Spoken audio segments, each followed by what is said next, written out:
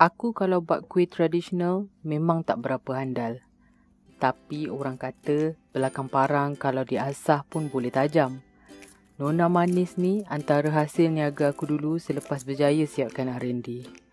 Macam-macam aku edit supaya rasa dia kena dengan tekak aku.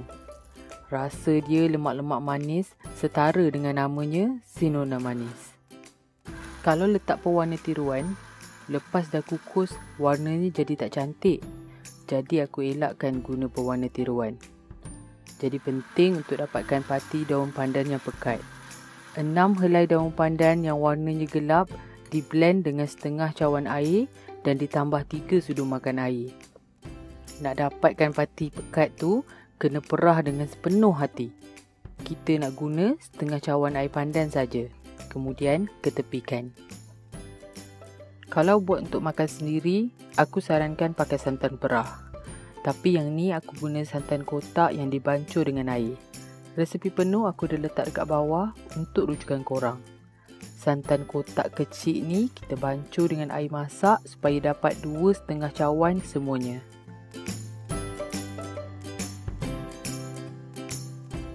Kita mulakan dengan bahan A.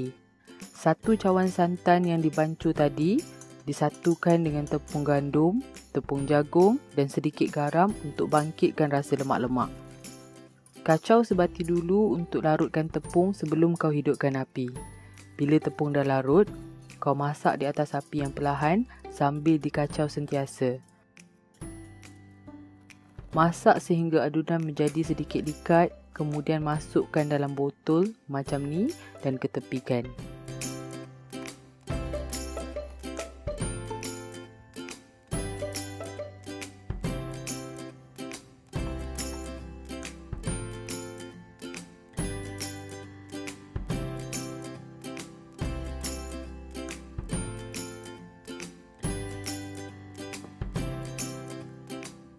Dalam mangkuk lain, kita gabungkan semua bahan-bahan B.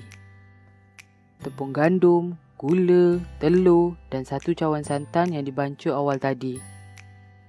Kau kacau sebati macam ni, kemudian kau tapis. Aku tak sarankan untuk blend, terkembang pula telur tu nanti. Part ni penting untuk kita tapis untuk menghasilkan tekstur yang licin. Dah siap kau tapis, kau ketepikan bahan B ni. Mari kita siapkan bahan C pula. Santan kau sepatutnya berbaki setengah cawan je sekarang ni. Kalau tiba-tiba santan kau terkurang atau terlebih, adalah tu kau dah buat silap dekat bahan A atau bahan B. Kau satukan santan, pati daun pandan, tepung jagung, gula dan sedikit garam. Macam biasa, sebelum masak atas api, kau kena kacau dulu sehingga tepung larut. Jangan letak atas api selagi tak larut tepung jagung. Nanti berketul-ketul dah tak boleh diselamatkan.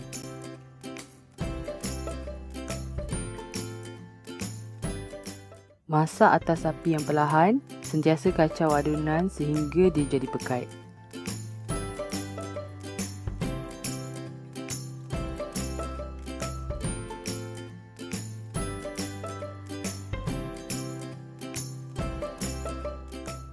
Bila dah pekat macam ni, terus tutup api dan kacau sebati.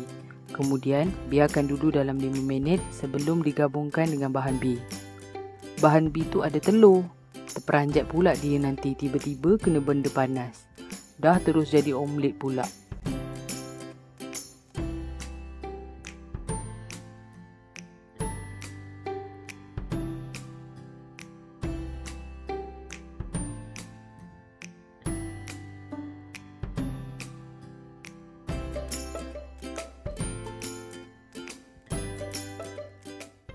Kita gabungkan bahan B dan C sedikit demi sedikit macam yang aku buat ni. Lepas tu, kau masukkan dalam botol dan ketepikan.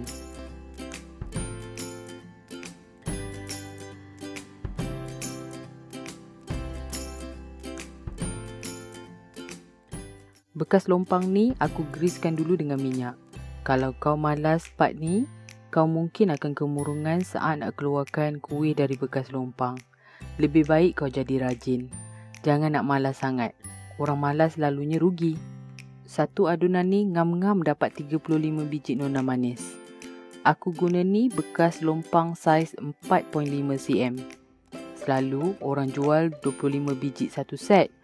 Kalau kau meniaga dan ada anak, balance tu memang rezeki anak-anak kau lah tu. Adunan hijau kau tuang 3/4 bekas. Agak-agak lah. Kemudian tuang adunan putih di tengah-tengah. Sepatutnya adunan putih tu kau kena masukkan hujung botol tu ke dalam adunan hijau. Dan baru kau picit. Baru terletak elok je bulatan dia nanti. Tapi time aku record video ni, tangan aku dah lenguh. Tergetar-getar. Maka adunan putih tu ikut suka hati aku je bentuk dia. Belasah je lah. Kau kukus dengan api perlahan selama 10 minit. Penutup kukus aku balut dengan kain supaya wap air tak menitik dalam kuih.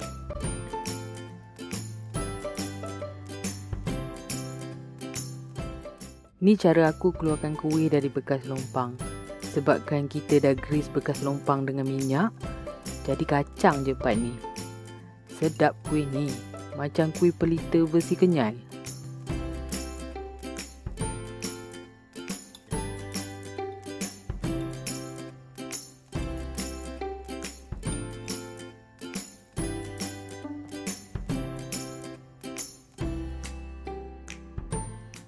Hiasan daun pandan tu nak bagi tahan lama dan berseri, kau sapu dengan sedikit minyak.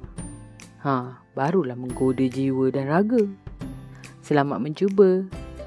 Kita jumpa lagi minggu depan. Assalamualaikum.